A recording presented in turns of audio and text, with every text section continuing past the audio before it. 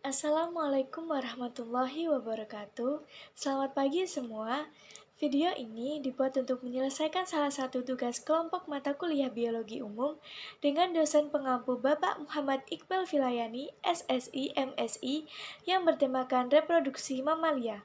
Kami dari kelompok 1 yang terdiri dari 4 anggota yang masing-masing bekerja sama dalam memenuhi tugas ini. Yang pertama, saya sendiri, Tiara Ayu Ardita, dengan NIM 1262082131103.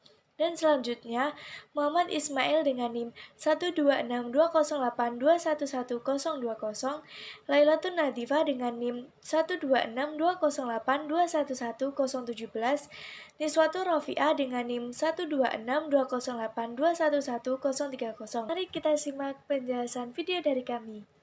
Apakah kalian sudah mengetahui apa itu reproduksi?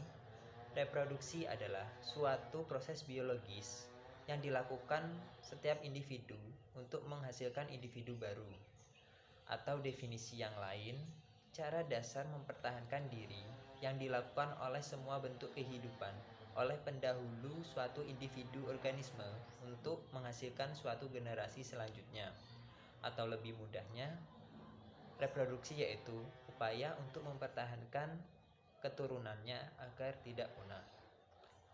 Di sini cara reproduksi dibagi menjadi dua jenis, yaitu reproduksi secara seksual dan reproduksi secara aseksual. Mamalia termasuk reproduksi secara seksual, yang dimana terjadinya proses bersatunya sel sperma dan sel telur yang dapat menghasilkan suatu keturunan. Kata mamalia merupakan ciptaan dari Carl Linnaeus. Mamalia berasal dari bahasa Latin yaitu mama yang berarti puting. Kata ini pertama kali dikemukakan pada tahun 1758.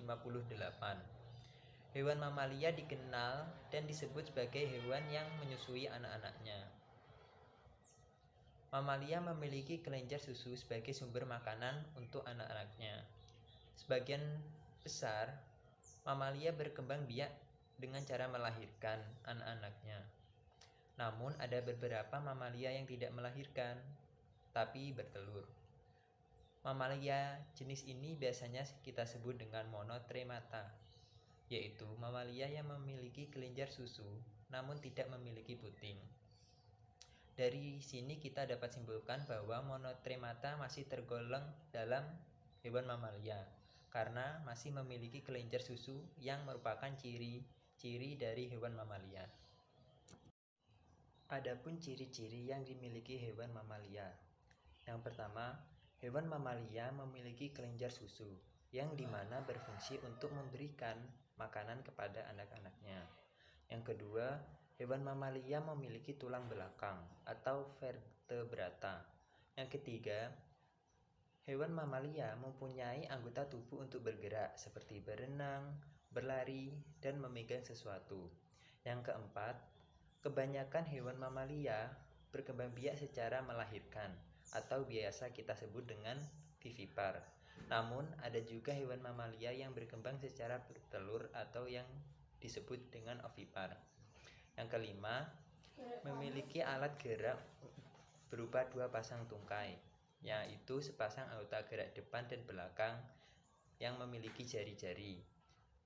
Yang kedua, anggota gerak depan termodifikasi untuk fungsi berlari, menggali lubang, berenang, dan terbang yang terdapat pada kuku dan cakar. Apa saja taksonomi mamalia? Taksonomi mamalia terdiri dari kingdom merupakan animalia, subkingdom metozoa, filum chordata, subfilum vertebrata, kelas mamalia. Dan apa saja anatomi mamalia tersebut? Anatomi mamalia yang pertama, sendi rahang. Mamalia kebanyakan memiliki tulang rahang bawah yang menempel dengan tulang tengkorak kecil dan membentuk sebuah sendi. Yang kedua, telinga tengah. Mamalia bisa mendengar dengan cara suara yang dibawa dari gendang telinga oleh rantai 3 tulang incus dan stapes. gigi, mamalia memiliki lapisan enamel yang ada pada permukaan gigi. Lapisan enamel tersebut terdiri dari prisma, sebuah struktur padat yang berbentuk seperti batang dan memanjang. Oksipital, mamalia memiliki 2 kenop di dasar tengkorak yang masuk ke leher paling atas.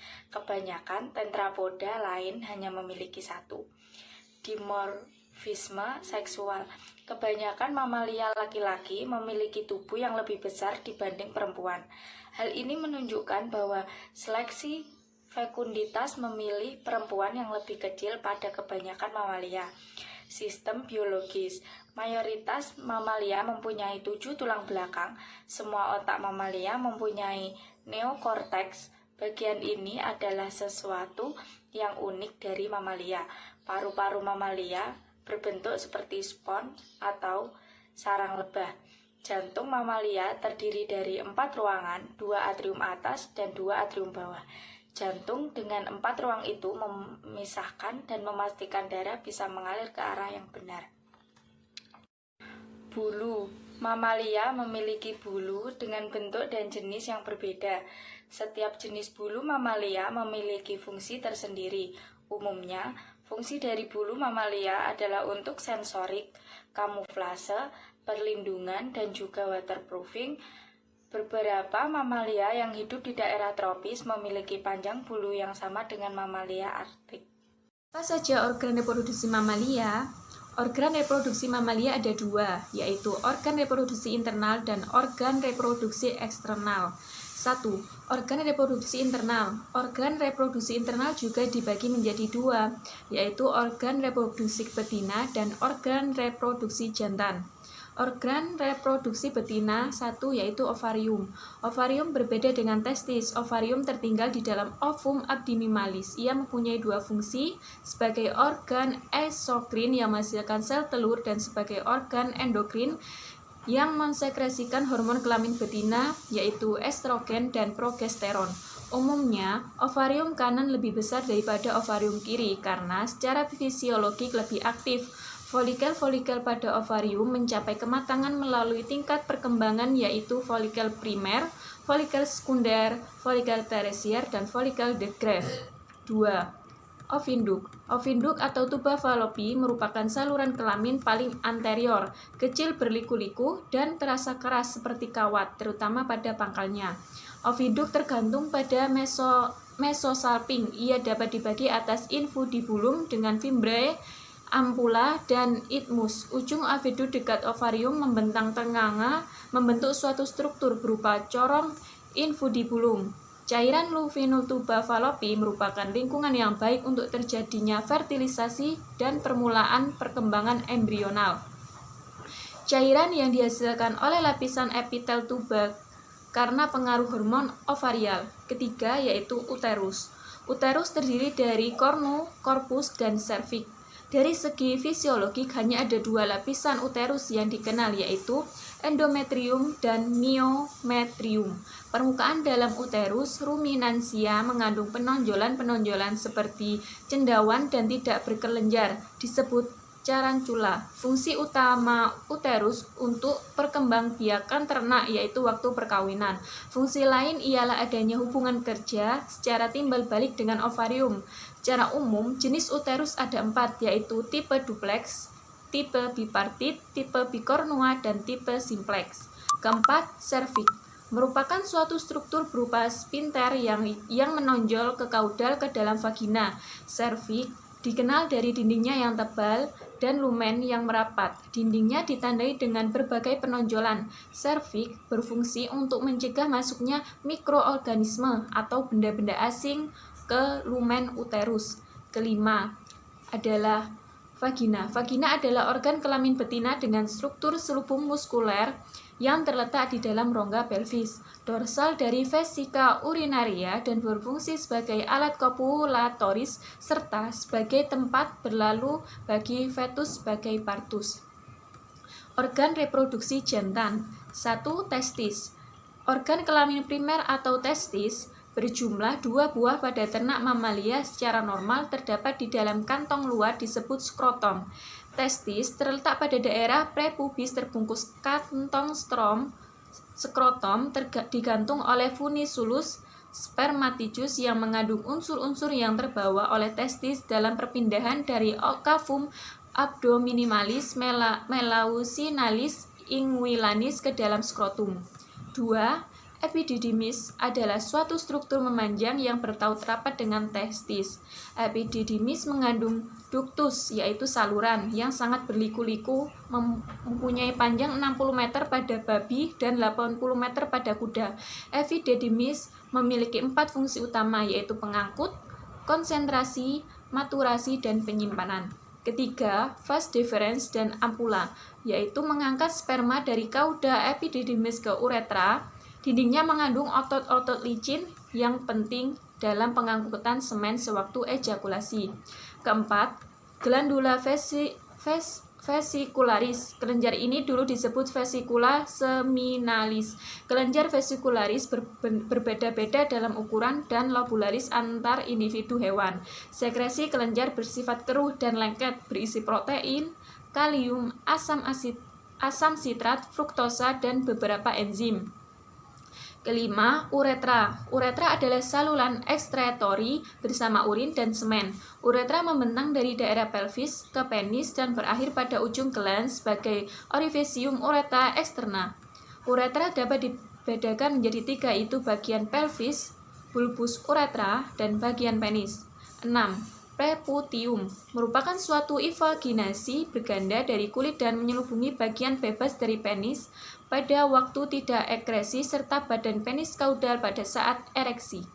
Permukaan luar merupakan kulit yang agak khas, sedangkan bagian dalam adalah saput lendir yang berlipat-lipat dan mengandung kelenjar tubuler yang menghasilkan sekresi berlemak. 2. Organ reproduksi eksternal. Organ reproduksi betina. Alat kelamin luar terbagi atas vestibulum dan vulva. Organ reproduksi jantan Pertama, skrotum. Testis ternak dewasa terdapat dalam suatu kantong luar disebut skrotum kecuali pada babi dan kucing. Skrotum pada semua hewan peliharaan terletak di antara kedua paha. Skrotum terdiri dari kulit yang tidak berbulu kecuali domba dan kambing, dan banyak mengandung kelenjar keringat dan kelenjar minyak. Skrotum berfungsi menunjang dan melindungi testis serta epididymis dan mempertahankan suhu yang lebih rendah daripada suhu badan yang diperlukan untuk spermatogenesis. 2. Penis. Penis adalah organ kopulasi hewan jantan yang mempunyai tugas ganda, yaitu pengeluaran urin dan peletakan semen ke dalam saluran reproduksi hewan betina. Penis terdiri dari akar, badan, dan ujung bebas yang berakhir pada glans penis. Selanjutnya, saya akan membahas bagaimana mamalia bereproduksi. Mamalia pada umumnya berkembang biak dengan cara melahirkan atau yang disebut dengan vivipar, kecuali platypus dan echidna yang berkembang biak secara bertelur atau ovipar. Mamalia jantan dan betina memiliki alat kelamin luar sehingga pembuahannya bersifat internal. Sebelum terjadi pembuahan internal, mamalia jantan mengawini mamalia betina dengan cara memasukkan alat kelamin jantan atau penis ke dalam liang alat kelamin betina atau vagina. Proses peleburan sel sperma dan ovum terjadi di dalam tubuh induk betina atau yang disebut dengan fertilisasi internal. Pembuahan internal atau fertilisasi internal adalah meleburnya sel sperma dan sel telur yang terjadi di dalam tubuh betina selama proses reproduksi seksual. Fertilisasi internal umumnya terjadi pada hewan darat, namun beberapa hewan air juga menggunakan pembuahan tersebut. Hasil pembuahan sel telur oleh sperma tersebut kemudian membentuk zigot, dan zigot selanjutnya bergerak menuju uterus atau rahim. Zigot akan berkembang pada dinding rahim dan kemudian menjadi embrio. Embrio hewan mamalia dilapisi oleh selaput embrio yang terdiri dari amnion, korion, dan allantois. Selaput embrio ini berfungsi untuk melindungi embrio dari guncangan dan kekeringan. Selama di dalam rahim, embrio akan mendapatkan sari-sari makanan dan oksigen dari induk betinanya melalui tali plasenta. Embrio yang tumbuh dan berkembang sempurna selanjutnya akan menjadi janin yang siap dilahirkan. Dan setelah dilahirkan, anak hewan mamalia akan menyusui pada induk betinanya. Tingkah laku pada masa kawin mamalia juga berbeda-beda. Ada mamalia yang mengeluarkan suara khas ketika masa kawin, misalnya kucing. Serta ada juga hewan yang bertindak sangat agresif pada saat kawin. Selanjutnya, beberapa ordo mamalia beserta contohnya. Ordo Monotremata. Ordo Monotremata adalah satu-satunya mamalia yang berkembang biak dengan cara bertelur. Ordo Monotremata di Indonesia hanya tersebar di Papua. Alat kelaminnya berupa satu lubang sekaligus merupakan pencernaan dan tempat saluran urin. Untuk Monotremata jantan, ujung penisnya tidak mempunyai tulang. Monotremata betina tidak memiliki puting susu, namun mereka mempunyai kelenjar susu. Susu akan disalurkan melalui rambut-rambut yang ada pada perut betina. Contoh monotremata adalah Nogdiak moncong pendek, Nogdiak beliem, dan Nogdiak sentani. Ordo Insectivora. Ordo Insectivora mempunyai ciri khusus yaitu mata yang tertutup, telapak kaki bagian depan yang lebar, cakar yang kuat dan tebal. Mamalia jenis ordo ini termasuk jenis mamalia kecil. Selain itu, mamalia ordo Insectivora suka memakan serangga. Contohnya yaitu tapir, rakun, dan landak. Ordo Marsupilia. Ordo Marsupilia adalah mamalia yang punya ciri khusus yang mempunyai kantung di bagian perut. Kantung itu berguna untuk membawa dan menyusui bayi-bayi mereka. Contohnya yaitu kanguru, kuskus, dan koala. Ordo Demoptera. Ordo Demoptera adalah mamalia dengan ciri mempunyai parasut meskipun bukan sayap. Parasut tersebut didapatkan dari kulit ataupun membran sel yang terhubung antara keempat kaki hewan tersebut. Salah satu contohnya adalah tupai terbang, monyet terbang, dan beberapa jenis serangga. Ordo Primata. Ordo Primata mempunyai ciri bentuk jari yang lebih besar dan panjang. Jari tersebut bertujuan untuk memudahkan dalam memanjat untuk mengambil makanan. Contohnya yaitu kera, monyet, gorila, dan orangutan. Ordo Carnivora. Ordo Carnivora adalah hewan mamalia yang memangsa hewan lain dan memakan dagingnya. Ciri khusus ordo mamalia yaitu mempunyai taring yang tajam untuk mengunyah daging serta cakar untuk mencabik mangsanya. Contohnya yaitu macan, anjing, harimau, singa. Selanjutnya adalah ordo Artiodactyl. Ordo Artiodactyl adalah mamalia berjari genap, contohnya yaitu kijang, kerbau, banteng, sapi, kambing, jerapah, dan unta. Mungkin cukup sekian video presentasi dari kami. Semoga presentasi dari kami dapat menambah wawasan kalian. Dan apabila ada tutur kata dari kami yang kurang berkenan di hati, mohon untuk dimaafkan. Selamat pagi dan sampai jumpa. Wassalamualaikum warahmatullahi wabarakatuh.